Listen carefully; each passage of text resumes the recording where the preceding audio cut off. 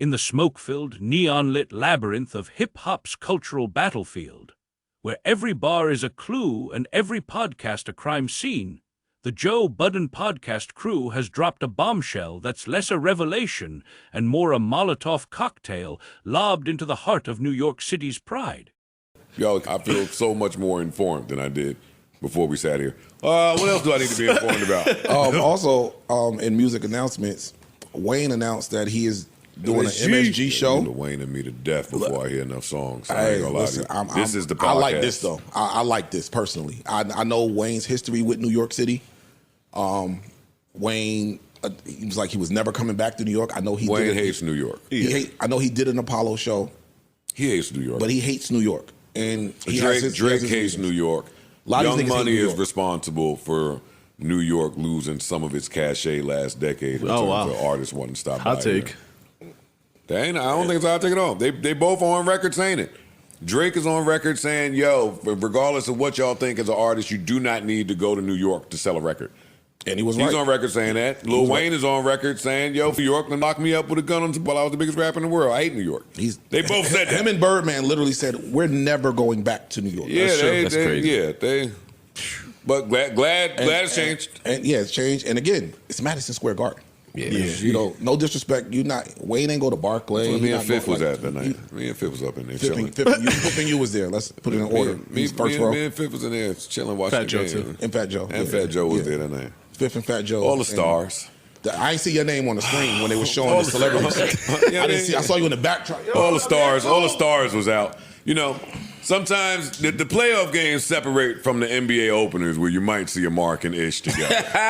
You might see a Mark and Ish take the drive and. Well, they can see us because we were in the front row. Well, I mean, behind the scorer's table. Nah. Behind the scorer's next table. to the basket. Those seats come down a couple dollars. You was behind Carrot Top. You was sitting behind. I was next to Thibodeau. Watch him out. Carrot Top. God. Carrot Top. That guy? Yeah, that guy. No way. What was we talking about? I'm trying to play my man, y'all. It's my Wayne shit. MSG, being allowed in MSG. Listen. Let's set the stage, my dear Watsons of the woke world, with a scene straight out of a gritty detective novel. The Joe Budden podcast, a cultural confessional where hip-hop's dirty laundry gets aired like it's laundry day in Harlem, is in full swing.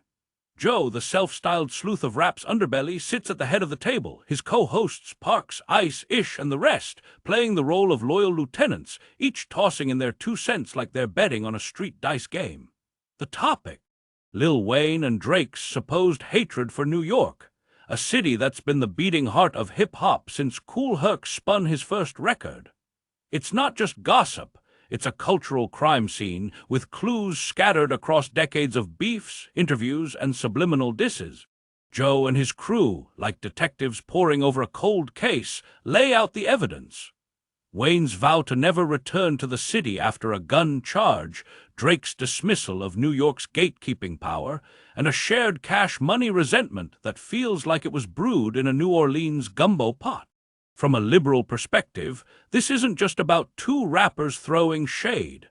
It's about the deeper wounds of regional rivalry, systemic bias, and the struggle for authenticity in a genre that's as much about identity as it is about bars.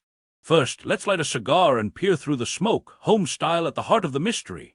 Lil Wayne's beef with New York. Picture a young Wheezy, dread swinging, fresh off the Hot Boys era, stepping into the Big Apple like it's his personal playground. Then in 2007, the plot thickens. A gun charge on a tour bus in Manhattan lands him in Rikers Island, a concrete purgatory that make even the toughest MC rethink their travel plans. The podcast crew paints this as the origin story of Wayne's disdain, a moment where the city's legal system didn't just clip his wings but plucked them clean off. Wayne, in his own words, swore off New York, declaring it persona non grata in his cash money kingdom. From a liberal lens, this is more than a personal grudge. It's a case study in how the criminal justice system disproportionately targets black artists, turning a minor infraction into a career-defining trauma. Wayne's not just mad at New York. He's mad at a system that turned a tour bus into a trap, and the city just happened to be the crime scene.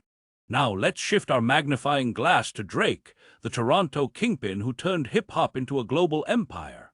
The podcast crew points out his own shade-throwing, a public declaration that you don't need New York's stamp of approval to sell records.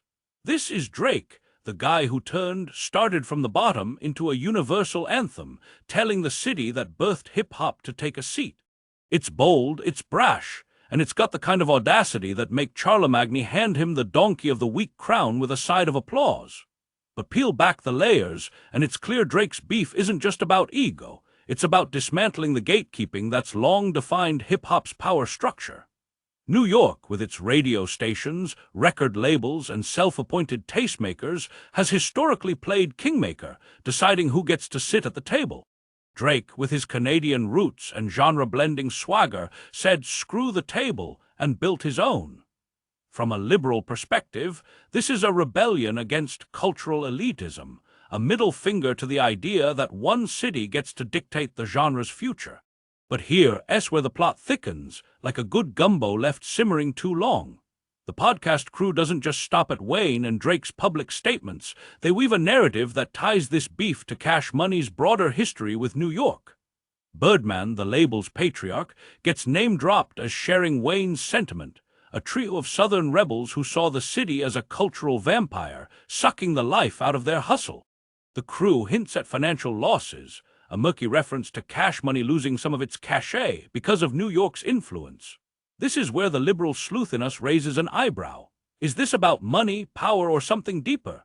The suggestion that New York's dominance cost Southern artists their shine speaks to a broader tension.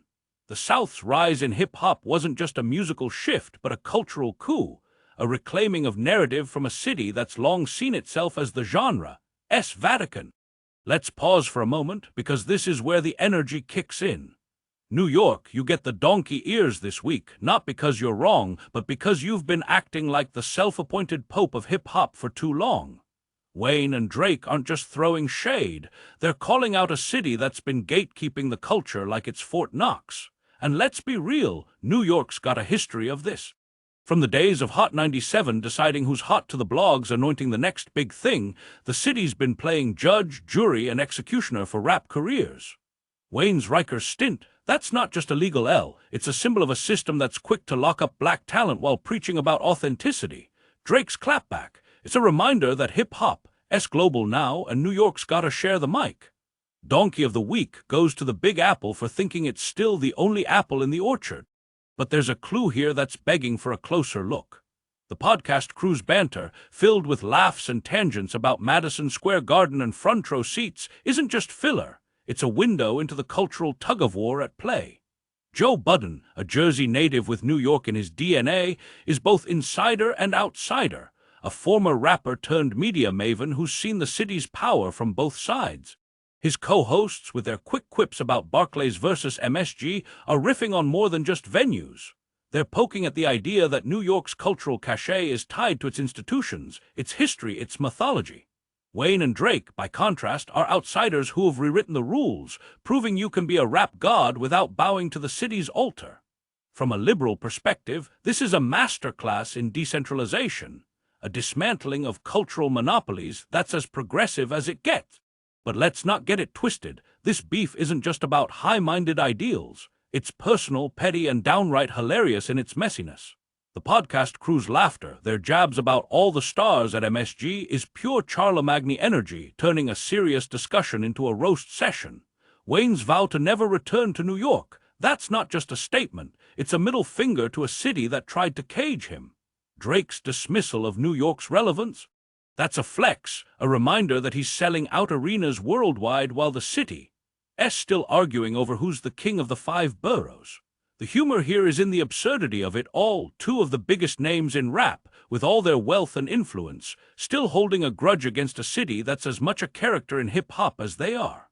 It's like watching Batman beef with Gotham, and the Joe Budden podcast is the peanut gallery, tossing popcorn and cracking jokes. From a liberal lens, though, this is where the case gets complicated. The podcast's revelations aren't just about Wayne and Drake's feelings. They're about the broader dynamics of power and privilege in hip-hop. New York's dominance in the genre's early days wasn't just cultural. It was economic, systemic, rooted in the city's control over media, labels, and distribution. Wayne and Drake, as Southern and Canadian artists, respectively, represent a shift in that power, a democratization of hip-hop that's let new voices flourish.